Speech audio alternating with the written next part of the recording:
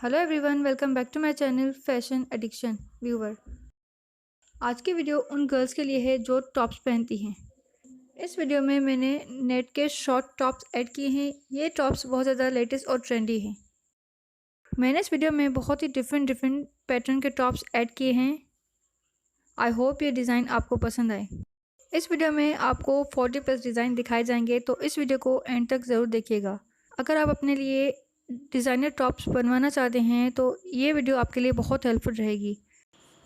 इस टाइप के टॉप्स आप जीन्स के साथ, लेगिंग के साथ और स्कर्ट के साथ भी कैरी कर सकती हैं। वीडियो अच्छी लगे तो वीडियो को लाइक और शेयर करें और ऐसी मज़ीद वीडियोस के लिए मेरे चैनल को सब्सक्राइब करें। और आप नेक्स्ट वीडियो में क्या देखना चाहते हैं वो भी बताएं, ताकि मैं उस टाइप की वीडियोस अपलोड कर सकूं। Thank you.